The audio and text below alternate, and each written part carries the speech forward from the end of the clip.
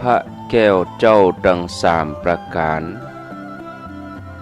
อันมีพระพุทธพระธรรมพระสงฆ์กุลพ่อกุลแม่กุลครูบาอาจารย์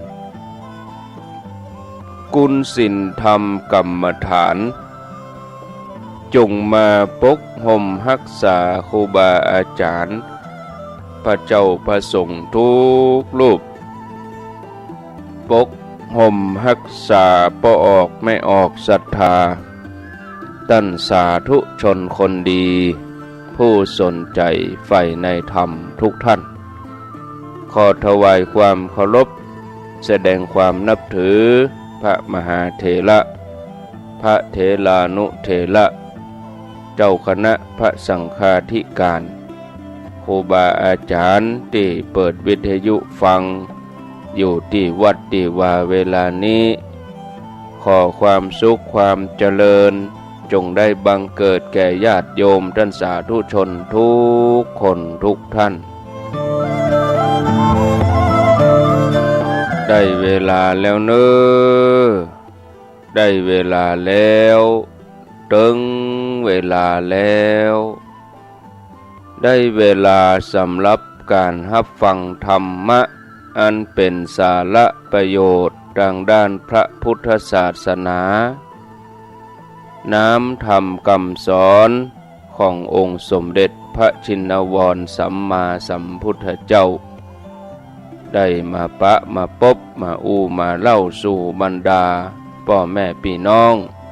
บ่ออกไม่ออกศรัทธาท่านสาธุชนคนดีทั้งหลายแล้วไผที่ยังบ่ลุกเตื้อก็เกียมตัวลุกมาได้แล้วเน้อลุกมาได้แล้วตื่นมาได้แล้วญาติโยมท่านทั้งหลายหลับลุกเจ้ากินผักดังป่ายหลับลุกควายกินผักดังเก้าลุกเจ้าได้หลายลุกควายได้น้อยหลับลุกเจ้าเป็นเจ้าทั้งหลายหลับลุกควายป่าเฮอลูกหลานเป็นหนี้เป็นข้าเน้อตื่นมาเหี่ยเน้อลุกมาเหี่ยเน้อลุกเน้อลุกเน้อลุกลุกลุกลุกตื่นตื่นตื่นตื่นตื่นตื่นได้แล้วลุกได้แล้วญาติโยมท่านทั้งหลายลุกเจ้าตื่นตัวเจ้าบัวกาบหันเยื่องนาพังพร้อมลุกควายบ่ตันหนทางกีดก้อมกล้าตัวบ่ต้อมปุ่นอาย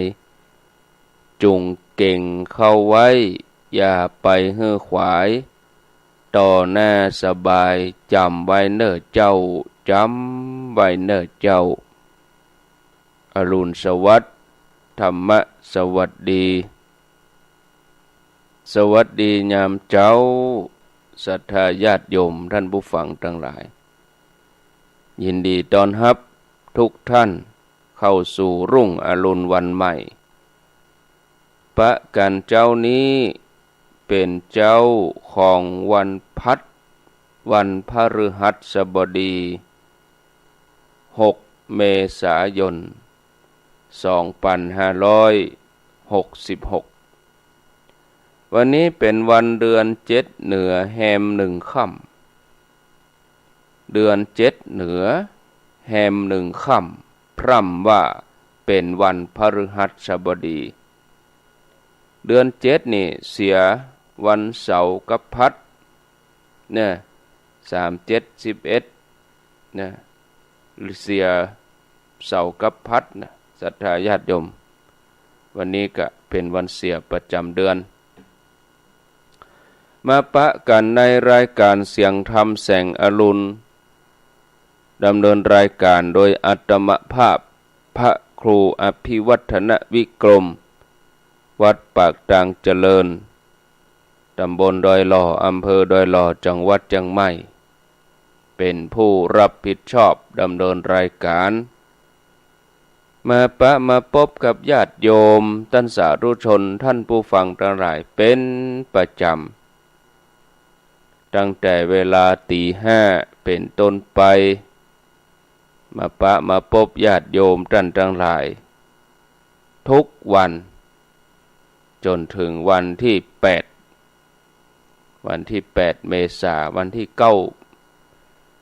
ที่9นี่ก็เป็นวันเสาร์นั่นก็อาจจะดำเนินรายการเฮียสักชั่วโมงช่วงที่2ถ้าว่ามีเวลาก็สัก6 โมงก็จะตัดสัญญาณไปในรายการถ่ายทอดเสียงที่พักส่งเรามนทาทิพย์ที่จะมีงานสืบชะตาแล้วก็สะเก้าดำหัวก็ฟังการถ่ายทอดเสียงตั้งแต่เวลา6 โมงเช้าเป็นต้นไปในวันที่9 เมษายนไผที่ยังบ่ลุกเตื้อก็เตรียมตัวตื่นขึ้นมาได้แล้วหลับลุกเจ้ากินพักดังป่ายหลับลุกขวายกินพักดังเก่า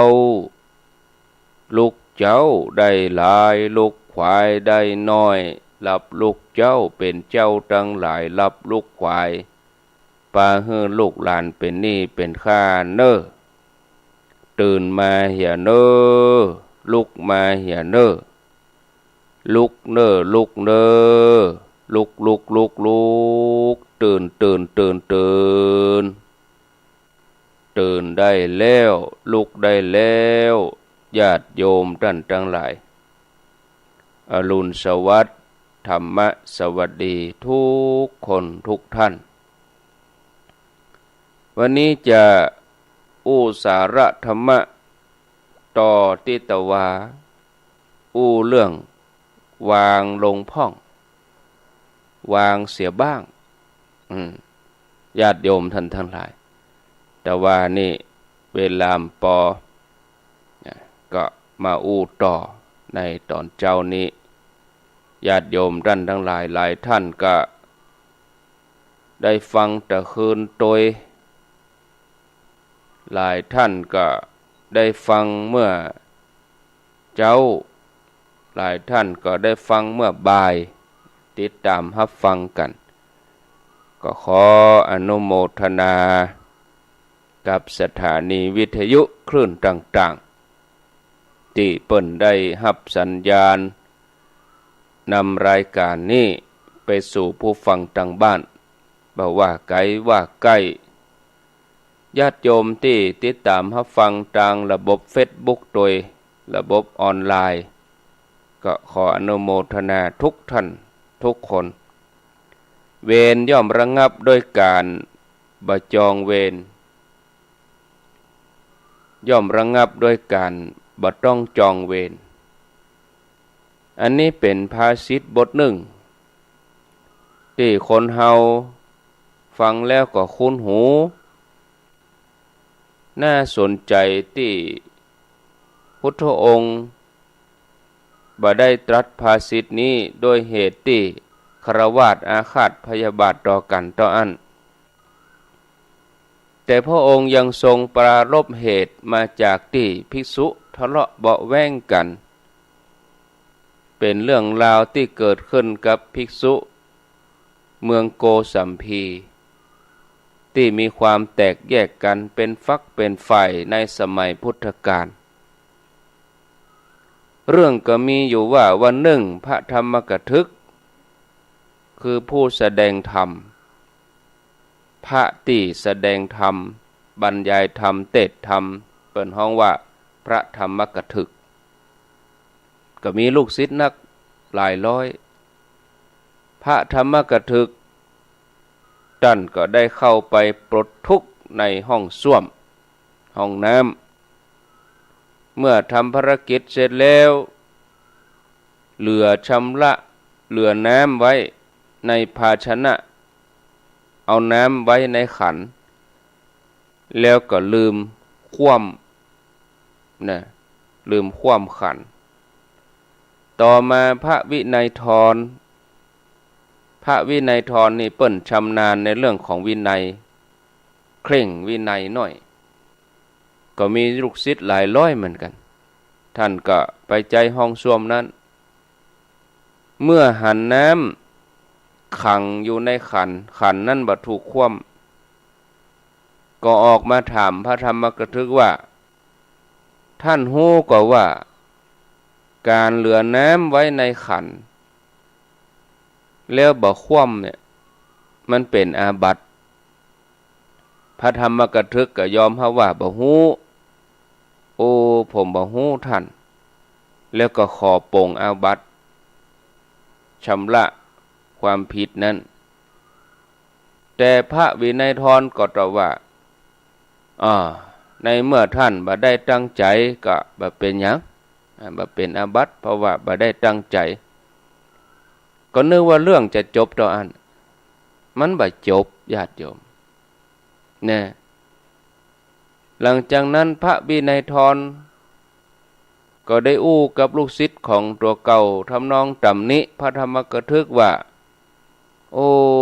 พระธรรมกถึกนี่จ้างกล้าอู้จ้างกล้าเทศน์จ้างกล้าสอนวินัยเล็กน้อยเต้าอี้บ่ฮู้เนี่ยอย่างอื่นนี่ฮู้หมดเรื่องเต้าอี้ทำเป็นบ่ฮู้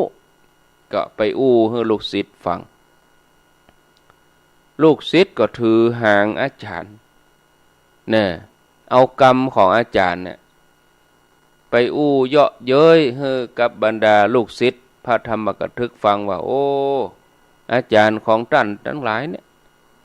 จ้างกะเทศน์จ้างกะสอน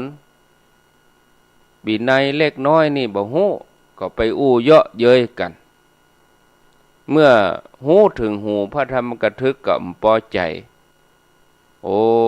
เฮาก็นึกว่าแล้วล่ะบัดแล้วสักกรรมเป็นว่าไปอู้ต่อกันทำความเสียหายเกิดขึ้นแน่พระธรรมกถึกก็บ่พอใจอู้ขึ้นมาว่าพระวินัยทรรูปนี้เมื่อก่อนบอกว่ามันเป็นหยังท่านบ่ฮู้ก็มันเป็นหยังเป็นอาบัติแต่ตอนนี้บอกว่าเป็นอาบัติโอ้อู้หยังอีกอะแล้วบัดแล้วก็พระวินัยทรนี่ก็มุสานะกะเมื่อได้ยินอย่างอันลูกศิษย์ของพระธรรมกถึกก็ไปอู้ข่มลูกศิษย์พระวินัยทรถามว่าอาจารย์ของท่านนี่แล้วบัดแล้วนะบอกว่าบ่ผิดแต่ตอนนี้ว่าผิดโอ้มุสาในที่สุดก็เกิดการทะเลาะวิวาทกันระหว่างลูกศิษย์ของอาจารย์ทั้งสองทะเลาะกันนักเข้าก็ลามไปถึงครูบาอาจารย์เอาไปเอามากับพอหน้ากันบัดติดเป็นปฏิปักษ์กันต่ออันยังบ่พอลามไปถึงญาติโยมบุญแถมญาติโยมที่อุปถากถึงสำนักสองที่นี่ต่างก็ถือหางถืออาจารย์กันโยมที่อุปถากก็แตกแยกเป็นสองฝ่ายเถียงกันปนโต้เดือดร้อนเสียงดังเนี่ยพระไตรปิฎกเปิ้นได้บรรยายไว้เหมือนกันว่าแม้กระทั่งเทวดาก็ยังแบ่งเป็นสองฝ่ายลามไปจนถึงพรหมโลกปุ่นนะเมื่อพระเจ้าพระองค์ฮู้ความพระองค์ก็เสด็จมาเตือนสติภิกษุทั้งสองฝ่ายพระองค์ก็แสดงให้หันโทษของความแตกสามัคคีแล้วก็จักจวนให้สองฝ่ายเนี่ยคืนดีกันเหียพระองค์แสดงถึงอานิสงส์ความสามัคคีความพร้อมเพรียงของหมู่คณะพระองค์ก็ชี้แจงเหตุผลหลายอย่างบัดแต่นั้น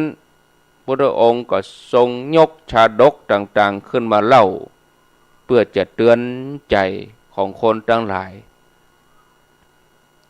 ถึงอย่างนั้นภิกษุทั้งสองฝ่ายก็ยังดื้อรั้นบ่ยอมฟังคำพุทธองค์แม้แต่น้อยกับกราบทูลพุทธองค์ว่าขอให้พระองค์เนี่ยบ่ต้องมายุ่งเกี่ยวให้ลำบากเลยให้พระองค์อยู่อย่างสบายเตอะปล่อยให้ข้าพระองค์จัดการกันปล่อยให้ข้าพระองค์ทะเลาะวิวาทกันอย่างนี้ นั่นเมื่อเป็นอย่างอี้เนี่ยญาติโยมตกมาเจ้าพุทธองค์ก็ได้เสด็จบิณฑบาตเพียงพระองค์เดียวเมื่อกลับจากบิณฑบาตพระองค์เมื่อพิจารณาว่าเมื่อเฮาเตือนเมื่อเฮาบอกอันยังบ่ฟังยังบ่ฟังกรรมกันก็บ่ฮู้จะไปหยังพระองค์ก็เก็บเสนาสนะเสด็จออกจากกรุงโกสัมพีแล้วก็ตรัสไว้ตอนหนึ่งความหนึ่งพระองค์ตรัสไว้เหมือนกันว่าชนเหล่าใดเข้าไปผูกความโกรธไว้ว่าคนนั้นคนนี้ด่าเฮาคนนั้นคนนี้ตีเฮาคนนั้นคนนี้ชนะเฮาคนนั้นคนนี้ลักของเฮาเวรของชนเหล่านั้นย่อมบ่อาจจะระงับได้แต่ไหนแต่ไรมาในโลกนี้เวรย่อมไม่ระงับด้วยเวรแต่ย่อมระงับด้วยการไม่จองเวรธรรมะอันนี้เป็นของเก่าของเดิมจากนั้นพระเจ้าพระองค์ก็เสด็จไปที่ป่าเลไลหรือว่าป่าลิยากะพระองค์ไปจำพรรษาอยู่ที่หั่นฝ่ายเจ้าบ้านเมืองโกสัมพีเมื่อบหันพระเจ้าก็ง่อมใจสืบไปสืบมาก็ฮู้ว่าสาเหตุเกิดจากภิกษุทะเลาะกันบ่มีการเคารพบ่มีการฟังกรรมแล้วก็บ่ยอมกราบไหว้เจ้าบ้านฮู้ก็เลยถวายเลยบ่ทำบุญเฮือภิกษุถึงสองฝ่ายนั้นก็เริ่มขาดอาหารในที่สุดถึงสองฝ่ายนั้นก็สำนึกผิดตัวยอมสามัคคีแล้วก็ไปขอขมาพระพุทธเจ้ายังมีต่อแถมนะพระองค์อยู่ในป่าก็ยังมีจ้างมีลิงมาอุปถากก็เลยมีพระพุทธรูปปางวันพุธปางป่าเลไลปางวันพุธเมื่อคืนเขาจะหันพระพุทธเจ้านั่งแล้วก็มีจ้างมีลิงมาอุปถากเรื่องนี้นี่เป็นอุทาหรณ์สอนว่า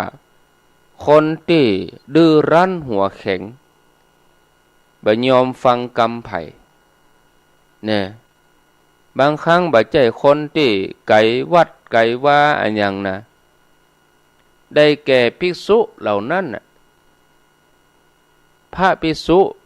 ใกล้ศาสนาอยู่กับคำสอนของพระเจ้าเต้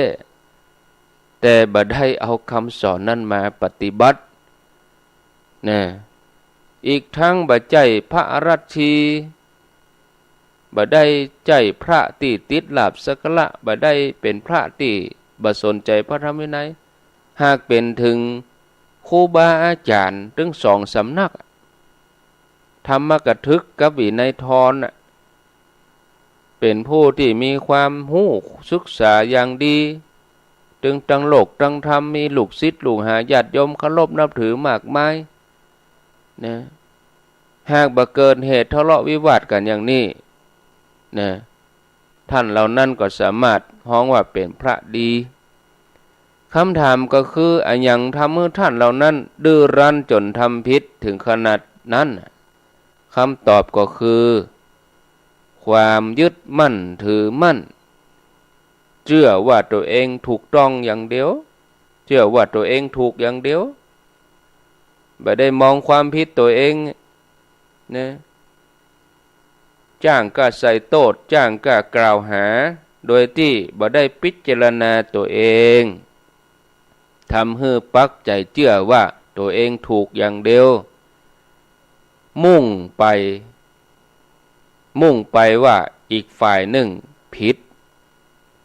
ก็เลยมกมุ่นอยู่กับความเชื่อว่าฉันถูก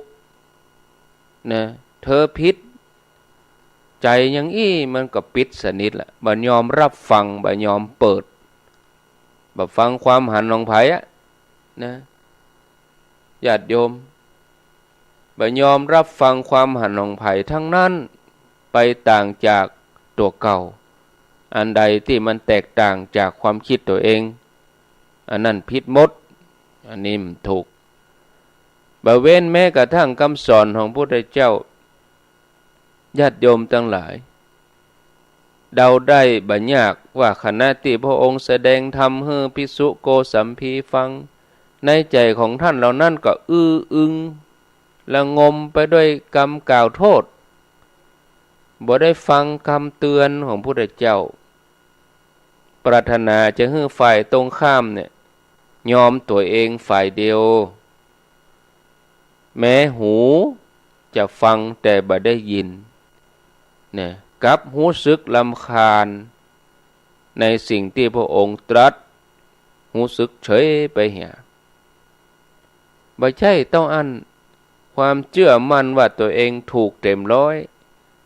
ยังสามารถทำให้มองบ่หันความผิดตัวเอง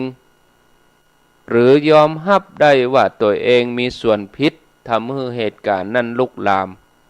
วุ่นวาย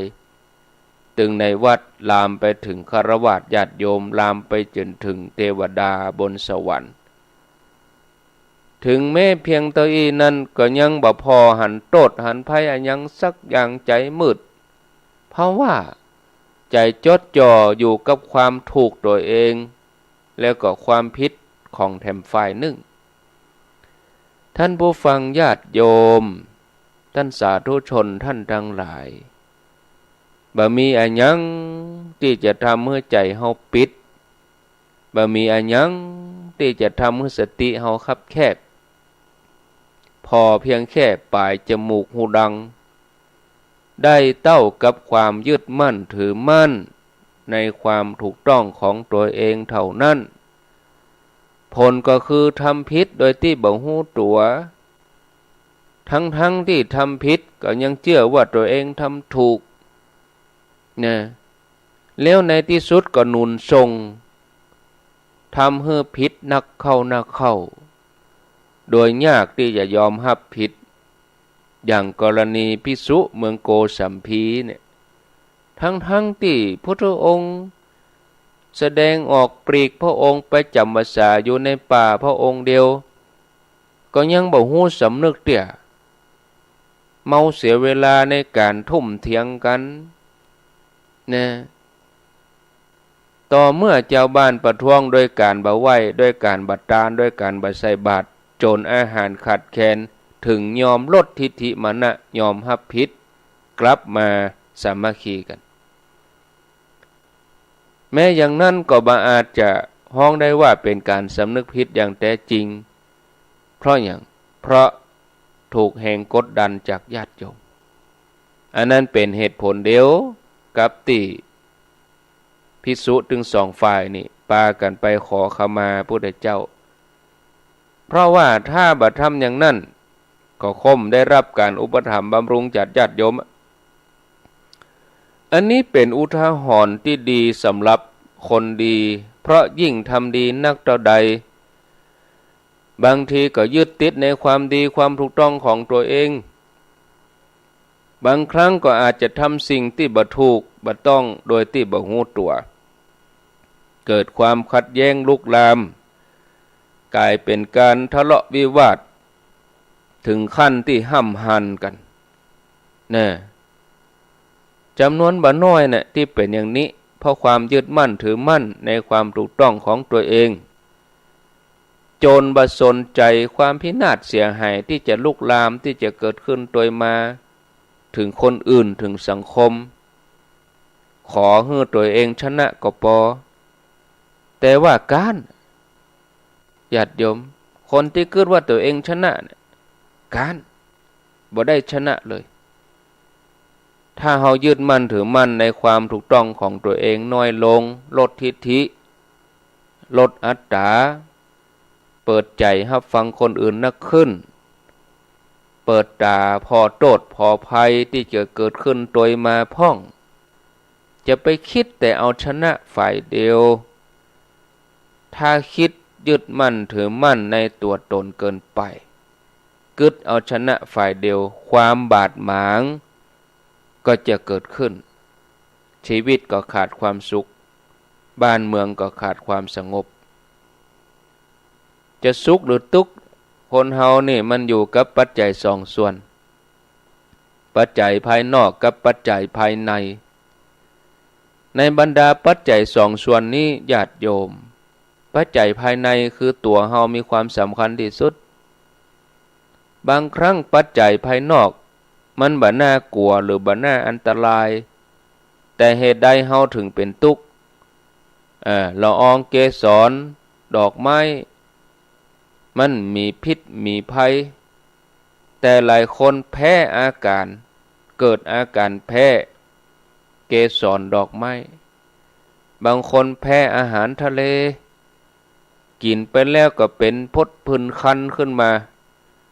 ละอองเกสรหรืออาหารทะเลบ่ได้เป็นปัญหานักเท่ากับ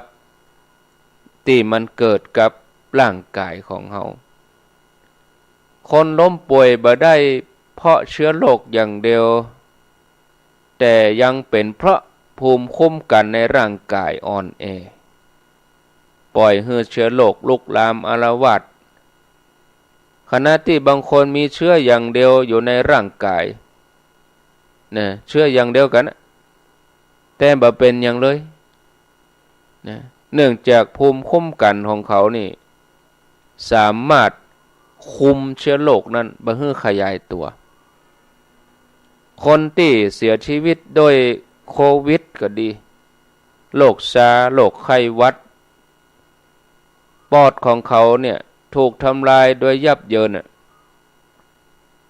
บ่ใช่เพราะพิษจากเชื้อไวรัสที่แปลกปลอมแต่เกิดจากภูมิคุ้มกันในร่างกายของเขานั่นโดนเชื้อโรคเข้าไปทำลายเนื้อเยื่อแล้วก็ปล่อยสารเคมีออกมาทำให้ปอดอักเสบอย่างรุนแรง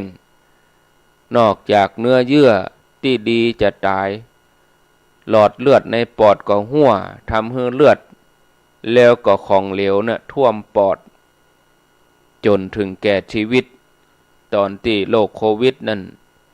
มันกำลังระบาดนักแล้วก็รุนแรงคนก็กำลังหวาดกลัวกันใหม่ๆแล้วเดี๋ยวนี้เป็นไทยเบาไปหายไปผลสุดท้ายเขาก็เฉยกันไปเป็นกันเต็มที่ก็3 วันพอเราได้วัคซีนพอเราได้ภูมิคุ้มกันตัวเรามันรู้จักเชื้อโรคแล้วท่านผู้ฟังญาติโยมความทุกข์ใจก็อย่างเดียวกันปัจจัยภายนอกบ่สำคัญเท่ากับปัจจัยภายในคือการวางใจของตัวเองอยู่ในบ้านคนเดียวแม้บ่มีไผมาทำความรำคาญบ่มีไผมาก่อกวนแต่ใจของเฮากับภาวะจนบ่เป็นที่จะทำอะไรอย่างเพราะใจของเฮาเนี่ยมันปรุงแต่งไปต่างๆนานามันบ่ได้ฟุ้งซ่านกระซับกระส่ายเพราะว่าความคิดควบคุมบ่อยู่บ่ใจคนจำนวนบ่น้อยเนี่ยแม้จะอยู่ในบ้านที่เต็มไปด้วยพ่อแม่พี่น้องคนนักเครื่องอำนวยความสะดวกมากมายแต่กลับเป็นทุกข์รู้สึกอ้างว้างบ้านหลังใหญ่หลังโต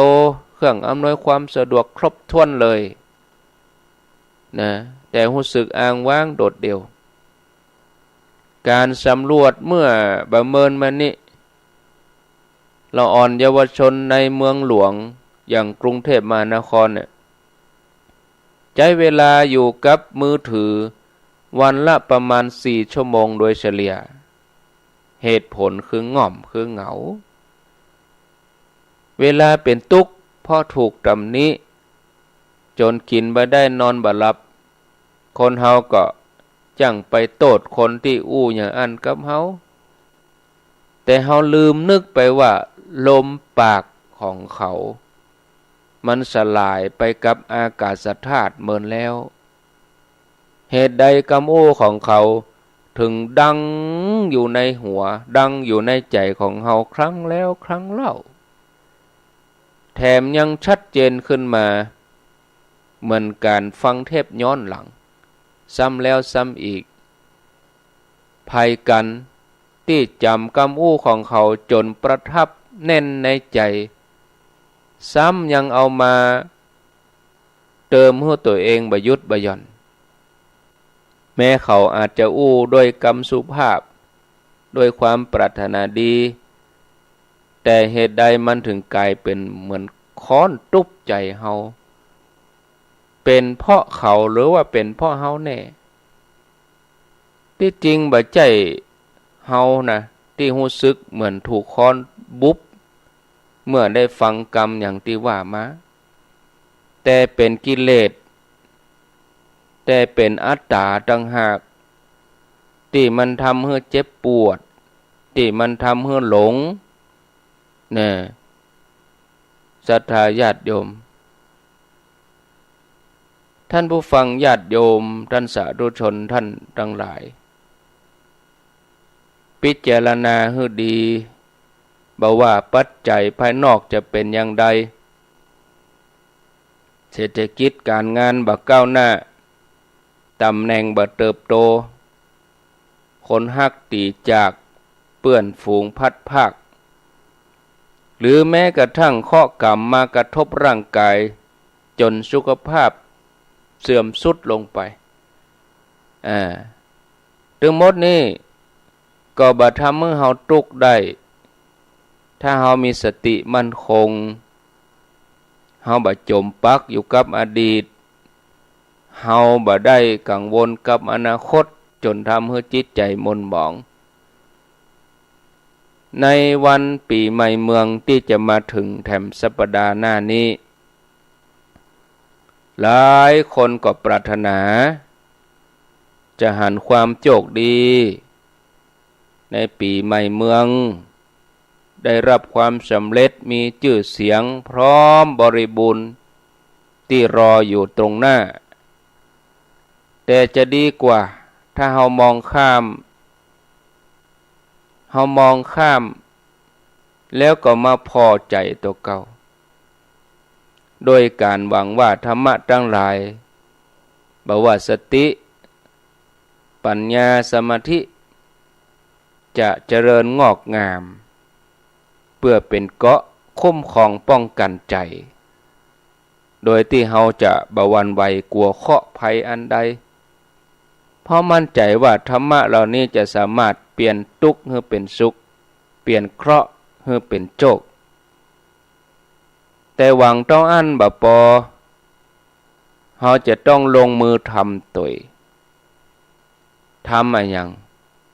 ทำให้ธรรมะที่ว่าเพียงตัวหนังสือธรรมะที่เฮาได้ยินเนี่ยคือการตั้งสติเนี่ยมันตั้งได้แต่ทำได้จริงโดยที่ถือเอาปีใหม่เมืองเนี่ยเป็นนิมิตหมายอันดีสำหรับการสร้างคุณภาพของใจของเฮาให้ดีขึ้นแล้วก็จะเป็นคุณภาพของใจที่เต็มเปี่ยมไปด้วยความสุขอันนี้ก็ฝากญาติโยมท่านสาธุชนทุกคนทุกท่านไว้เพียงเท่านี้พอเวลาแล้วก็ 5:40 นาทีก็พอดีก็มีรายชื่อญาติโยมที่เปิ้นร่วมทำบุญเพิ่มเติมเนาะแจ้งผ่านครูบาอาจารย์มาพ่องแล้วก็ญาติโยมเขาก็โทรมาพ่องวันพุธก็จะอ่านชื่อตึงมดแถมกรรมหนึ่งเนอะแล้วก็แต่ว่าวันพุธก็อ่านไปแล้วก็เจ้านี้ก็จะอ่านเฉพาะที่เปิ้นมาเพิ่มเติมใหม่นี่เนาะญาติโยมท่านทั้งหลายก็มีแม่ครูเฉลียวมิ่งขวัญ500 บาทแม่มาบุญเถาแม่พรจันทวี500 บาทแม่บุญรัตน์สมจะ500 บาทนางสุชดาจารุพร500 บาทนี่เป็นพี่น้องตังสายมูลสันปะตองนะเจ้านี้แจ้งเข้ามา4 ท่าน 5 ท่านนี่นะ ก็อันที่โอนมานี่ก็ญาติโยมถ้าจะโอนบ่ได้มาอีน่ะก็โอนเข้าบัญชีเหล่ามนทาทิพย์จุดเดียวตีเดียวญาติโยมที่ฟังดังลำปางพวกก็ให้โทรแจ้งที่ท่านสมชาติท่านเนอะให้โทรแจ้งที่ท่านมหาสมชาติหรือจะแจ้งครูบาอาจารย์ที่จัดรายการนี่ก็ได้ทุกตนเลย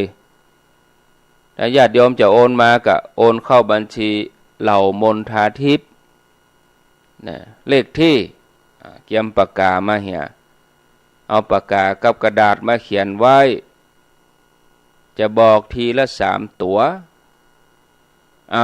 เขียมเหี่ยบางทีก็เวลาบอกนี่ก็บ่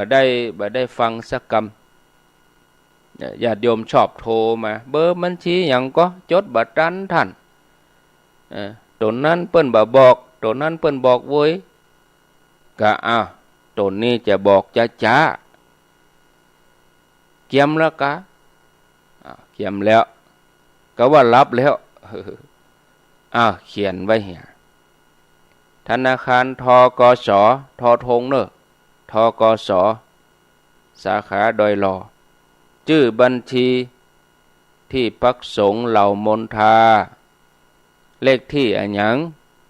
เลขที่ดังต่อไปนี้เขียนทีละ3 ตัวถ้าว่าลวดนี่มันลืมคนเฒ่านี่บ่ใครจำเอาเลขที่020287725จำแล้วกะเอาแถมรอบ020887725ระยะเขียนไว้นะญาติโยมท่านทั้งหลายต่อไปก็จะมาให้รายละเอียดงานในวันที่9ก่อนถึงวันที่9ก็วันพุธนี้ก่อนวันพุธนี้ทางคณะสงฆ์หนเหนือก็ตั้งแต่กำแพงเพชรบูรณ์ขึ้นมาน่ะเปิ้นจะมารับสัญญบัตรพัดยศที่วัดพระธาตุสีจอมทองวรวิหารญาติโยมจะไปตั้งโรงทานจะไปเลี้ยงน้ำนะก็ขอเจริญพรแล้ววันพวกนี้ตั้งแต่เจ้าถ้าบ่มีความจำเป็นที่จะเดินทางไปทางนั้นไปซื้อของหมอกเล็กน้อยก็จะไปฟังไปเตื้อก้อยไปเอาเพราะว่าวันพวกนี้ถนนทุกสายทุกจังหวัดจะมุ่งมาที่วัดพระธาตุสีจอมทองนี่หมดเลยบางวัดวันนี้เปิ้นก็เข้าที่พักละเปิ้นมาพักดังเชียงใหม่รถที่จะนักขนาดเนอะเผลอๆนี่นะจะติดตั้งแต่วัดจอมทองมาถึงแยกน้ำตกแม่กลางแพะเนี่ยญาติโยมเนอะเลี่ยงได้ก็เลี่ยงเนอะถ้ามีธุระอย่างจำเป็นเขาก็บ่ต้องเข้าไปเด้อแต่ถ้าเขาจะไปร่วมงานนี่คนอยู่ใกล้นี่ถ้าสะดวกรถเครื่องไปเนอะบ่แนะนำให้เอารถยนต์ไปถ้าเขาอยู่ใกล้นะหมอกขวงเปาบ้านหลวงนี่นะดอยแก้วนี่นะเอารถเครื่องไปบรรพุกที่วัดพระธาตุสีจอมทองวันค่ำเชิญชวนญาติโยมท่านทั้งหลายสำหรับงานที่มีที่เกิดก็แต่ละวัดเปิ้นก็เกี่ยมกันนะแต่ละอำเภอแต่ละวัดแต่ละที่สำหรับที่ดอยหล่อนี่ก็ที่วัดพระธาตุดอยน้อยตำบลดอยหล่ออำเภอดอยหล่อจังหวัดเชียงใหม่เนื่องจากหลวงพ่อพระครูสาธุกิจจานันท์รองเจ้าคณะอำเภอดอยหล่อวัดพระธาตุดอยน้อยได้รับเลื่อนสมณศักดิ์เทียบเจ้าคณะอำเภอจันเอกนะในวันพุธนี้เพิ่นก็จะมีการจัดพิธี เริ่มเวลา 16:04 โมงเป็นต้นไปที่วัดพระธาตุดอยน้อยหมายความว่าวันพุธนี่ถ้าครูบาอาจารย์อยู่ใกล้ตั้งละปูนเชียงใหม่นี่เพิ่นก็จะจัดวันพุธชยันโตต้อนรับแต่บางวัดที่เปิ้นอยู่ไกลเปิ้นก็จัดวันฮือวันที่8พ่องบางวัดก็วันที่9พ่องนี่นะแต่ละวัดแต่ละที่ก็ลูกศิษย์ลูกหาศรัทธาญาติโยมเปิ้นก็อนุโมทนาแสดงมุทิตาจิตอันนั้นก็เจริญปอนญาติโยมใกล้ที่ไหนก็ไปที่หันเนอะต่อไปก็วันฮือวันฮือก็วันที่8วันเสาร์ก็เกี่ยมงานวันที่9นะก็เจริญพรเนอะญาติโยมงานประจำปีงานสุมากลวะสะเก้าดำหัวครูบาอาจารย์ที่จัดรายการนี้เชิญชวนญาติโยมทุกท่านทุกคนเลยจะไปว่าโอ้เปิ้นบ่บอกเฮารู้อีนะจะไปว่าเนอะได้ยินวิทยุนี่ก็เหมือนบอกเหมือนเชิญนั่นแหละเฮาจะไปบอกส่วนตัวมันก็เฮาก็ตึงได้ยินกันตึงหมู่อยู่แล้วโอ้เปิ้นบ่บอกคือเฮารู้อีนะโอ้จะไปเฮอได้ยิน วิทยุมาเป็นเดือนแล้ววันที่9เนอะฟังกันมาเป็นปีๆวันที่9เฮาก็มาปุจจาคุณครูบาอาจารย์เป็นน้ำใจซึ่งกันและกันครูบาอาจารย์เปิ้นจัดรายการหันญาติโยมมานักมาหลายญาติโยมที่มาก็เป็นตัวแทนถึงมดถึงหมู่เฮาตั้งหลายเนี่ยสามัคคีกลมเกลียวกันไว้เจ้าพุทธเฮานี่พระสงฆ์เฮาทั้งหลายนี่ถ้าว่าเจ้าพุทธเฮาพระสงฆ์เฮาสามัคคีกันแล้วโอ้เฮาไปเมาคุยกันเนี่ยแล้วเฮาจะเอาหยังไปสู้กับลัทธิอื่นเอาหยังไปบอกกล่าวเผยแผ่ให้เปิ้นฮู้เอาความบัดดีเนี่ยมันบัดถูกแหละอันเนี้ยเฮามาสุมากันเฮามากะละวะกันเฮามาทำบุญด้วยกันมันงดงามหรอกบรรยากาศหมดเนี่ยมันดีเสียที่เฮาไปนั่งปรับทุกข์ไปนั่งแก้ปัญหานะงานนี้เนี่ยเป็นงานที่เฮาจะมารวมกันหันหน้าเข้าหากันบ่ใช่เป็นงานที่ทำให้เฮาหันหลังนะเป็นงานที่ทำให้เฮาหันหน้าเข้ามาที่เฮาจะคิดจะทำนี่ญาติโยมเฮาทั้งหลายได้หันครูบาอาจารย์เฮาก็ชื่นอกชื่นใจตุเจ้าพระนายโอ้พระสงฆ์เปิ้นมาหลายศรัทธาก็มีกำลังใจตุเจ้าพระสงฆ์ครูบาอาจารย์เปิ้นหันศรัทธามาหลายเปิ้นก็มีกำลังใจจัดรายการไปนี่เปล่าประโยชน์รู้มีคนฟังมีคนสนับสนุนมีคนติดตามเนี่ยเปิ้นก็ครูบาอาจารย์เปิ้นก็มีกำลังใจในการทำงานมีกำลังใจในการทำหน้าที่ต่อไปถ้าหมู่เฮาทั้งหลายบ่ให้ความร่วมมือบ่มีการสนับสนุนคนฟังบ่หลายก็บ่ฮู้จะอู้ไปหยังก็ปิดเถียวิทยุนี่ ก็ไปมีประโยชน์หยังนะแม่เจ้านี่อู้ไปมีคนฟังเขาก็ไปอู้เนี่ยหยังอู้มีคนฟังแต่ถ้าอู้มีคนฟังมีคนติดตามมีคนฟังอยู่ก็เหมือนเดียวกันถามว่ากำลังใจนี่เขาจะแสดงออกจะได้ก็ญาติโยมเขาก็โทรมาประจำบางคนโทรเป็นปีอยู่แล้วบางคนนี่ก็โทรทุกรายการอยู่แล้วแต่เขาจะแสดงออกอย่างใดวันที่9เนี่ยก็เขาก็มากันรวมกลุ่มจวนกันมาบางทีคนเฮามันก็มีข้ออ้างแล้วนะประกาศระยะต่างพ่องมีเวลาพ่อง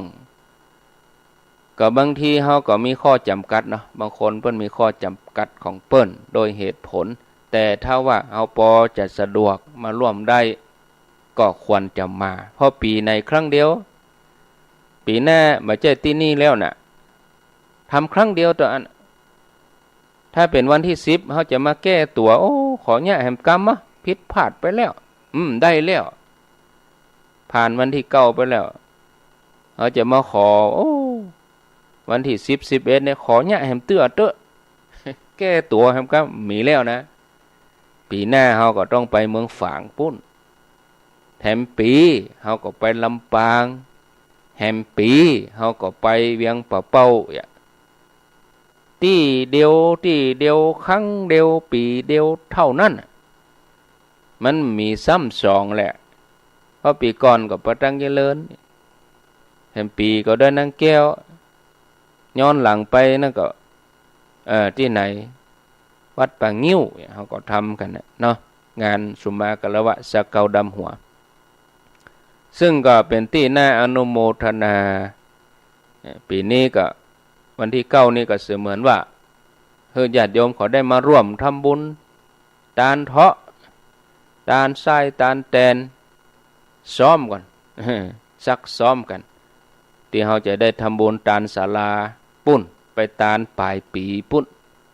เจ้าภาพเปิ้นจะมาพร้อมกับกฐินอันนั้นก็อาจจะคนบ่หลาย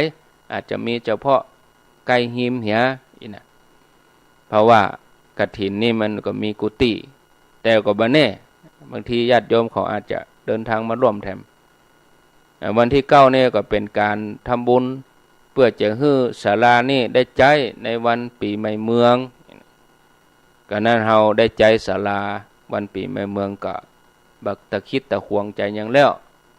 เจ้าภาพเดิมเปิ้นก็อนุโมทนา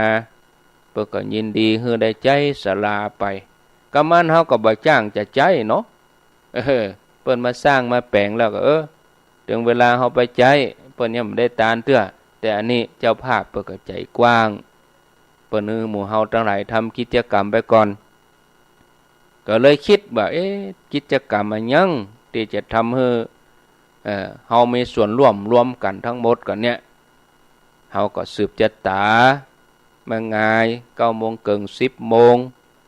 มาตอนก็มาสุมากะละวะสะเกาดำหัวครูบาอาจารย์นะวิธีการเมื่อง่ายนั้นปุ๊บเฮามาเฮาก็เกียมขอบเกียมครัวมาเนอะครัวที่เฮาจะเอาจานนั่นก็จะมีภาชนะมีก๋วยมีซาเฮาก็เอาครัวมาใส่เป็นข้าวสุกของกินเป็นผลไม้ข้าวสารอาหารแห้งเป็นยุกเป็นยามาม่าปลากระป๋องอันยังก็ได้จะไปเอาไข่ใส่เนอะไข่ดิบนะมันจะแตกนะเฮาก็เอาที่มันเป็นของแห้งกะเพราะครูบาอาจารย์เพิ่นจะเอาปิกวัดนะถ้าเปิ้นหันว่าโอ้ครัวที่อยู่ในสานี่มันนักอย่างนี้ก็อันนั้นบ่งบอกถึงน้ำจิตน้ำใจญาติโยมที่เอามาต้อมมารวมกันดอกที่เฮาเอามาเนี่ยเฮาก็เน้นดอกที่มันเปิงเนาะกับปีใหม่เมืองให้มันหอมขึ้นเลยเก็บดอกมะลิเป็นพวงมาเหียถึงเวลาเฮาไปปะกันจะโอ้คนนั้นคนนี้ได้ตักได้อู้ก็เอาดอกมะลิน่ะมอบให้กันคล้องคอกันอันนี้อู้ถึงญาติโยมเขานะแต่ส่วนพระสงฆ์นี่ฮะก็ปูจาเปิ้นเหมือนดอกไม้ไผมีดอกเกศทวาไผมีดอกมะลิเก็บมาแล้วเอามาใส่ขันหลวงจะเกียมขันหลวงเฮ้อไว้ในศาลาเฮากราบพระแล้วกราบพระประธานแล้วเฮาใส่ขันแก้วทั้ง3ทั้งนอกเอาขัวใส่กล้วยเอาน้ำใส่รวมกันแล้วน้ำขมิ้นสมปล่อยน้ำพุทธมนต์นี่ก็เอาของญาติโยมเขานั่นเนอะเอามาใส่เนอะญาติโยมเอามาใส่ในบาตรหลวงจะเกียมบาตรใหญ่บาตรหลวงไว้ฮึแล้วก็น้ำขมิ้นสมปล่อยนี่บ่ต้องใส่ลูกบ้านมาเนอะสมปล่อยนะมันจะส้มมันจะเหม็นนะเขาก็เอาน้ำมาคนขวด2 ขวดมันเกิน100 บ่อกันนี่เป็นปันบ่อก็คนปันคนก็น้ำคนก็เทเข้าไปเหมือนน้ำใจของเฮาที่มารวมกันเนี่ยเทลงไปใส่ภาชนะเป็นถังเป็นภาชนะเกียมไว้เสร็จแล้วเฮาก็หักส้มปล่อยเข้าใส่ถ้าเฮามาเมื่อไงนี่มันดูต่างดิเฮาดูต่างใส่ครัวมันเย็นอกเย็นใจฟังซอไปด้วยฟังแห่ไปด้วยครูบาอาจารย์เปิ้นก็ทยอยมา เฮาใครพบปะส่วนตัวเฮาก็ไปไหว้เปิ้นเฮาก็ไปไหว้ไปสาแต่ว่าขอเวลาฉันเพลเนี่ยเวลาหันเปิ้นนั่งฉันเพลเฮาบ่ต้องเข้าไปหาเตื้อมันสุ่นเปิ้นจะเตื้อกินป้อมอิ่มเตื้อจะทาก็กวนจะตานกำลังฉันอยู่โอ้ยแม่จะปีกแล้วตุท่านอาจารย์ตานก่อนก็เข้ายังเต็มปากอยู่นะอย่างอี้ก็เฮาต้องพอเวลาด้วยเนี่ยถ้าเฮาจะตานเปิ้นก็เฮาพอก่อนถ้าเปิ้นมาเฮาก็ไปตานนะหรือบางอันจะตานแต่ละตนละตนก็บ่ต้องถามหาตนนั้นบ่มากะตนปุ่นตอนเปิ้นนั่งเรียงเป็นแถวปุ่นจะแนะนำเป็นตนเป็นตนก็นั้นถ้าเฮารู้จักแล้วเฮาก็ไปตานอันนั้นก็เป็นส่วนตัวไปตานได้นะญาติโยมท่านทั้งหลายไผที่ปัจจัยบ่ถึง500บ่ถึง1,000บ่ได้รับกับเปิ้นมี50มี20ก็เอาไปปักต้นรวมนี่เฮาก็เมื่อญาติโยมเขาร่วมเสร็จแล้วเฮาก็จะเอามานับรวมกันหมดได้เท่าไหร่เฮาก็เฉลี่ยถวายครูบาอาจารย์ที่เปิ้นอยู่ไกลน้ำหมูกน้ำมันเนาะบางตนเปิ้นจะมาอย่างเดียวนะบางตนเปิ้นเหมารถเฮาศรัทธาตัวบางตนเปิ้นก็เหมารถเฮาจ้างฟ้อนตัวเนี่ยญาติโยมมันเป็นอย่างนี้นะเฮาก็ทำบุญสนับสนุนกันไปเถอะญาติโยมเนอะการแต่งกายก็เอาชุดแล้วแต่ตามสะดวกนะเฮาแต่งชุดพื้นเมืองเฮาเหมาะสมเฮาสุภาพเรียบร้อยอันนี้มีคำถามอย่างแล้วเนาะแต่งกายจะได้เรื่องกินเฮามันแน่นอนก็ห่อมาเลยบางคนพวกก็ตั้งใจเอาลงทานมาตวยตึงน้ำตึงอาหารก็เป็นตีน่าอนุโมทนาเนอะเนาะก็วันนี้ผมได้อ่านชื่อตึงมดตึงหมู่ก็จะอ่านวันพุธก่อนนะ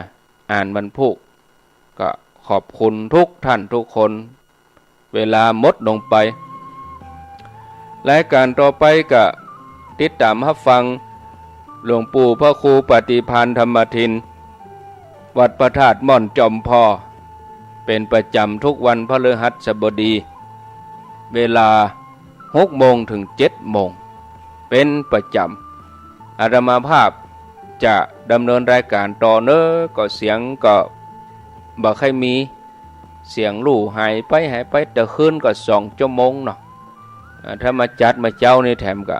ญาติโยมจะเบื่อหน่ายก็สลับซับเปลี่ยนกันไปอย่างนี้สำหรับเจ้านี้ก็ลาศรัทธาไปก่อนไปกายไปขายตั้งใดเดินทางไปที่ไหนก็ขอให้แคล้วคลาดปลอดภัยเจริญรุ่งเรืองเนอะบ่ได้ไปที่ไหนอยู่บ้านก็ขอให้มีความสุขกายสบายใจติดตามรับฟังรายการต่างๆต่อไปอายุวันโนสุขังปะลัง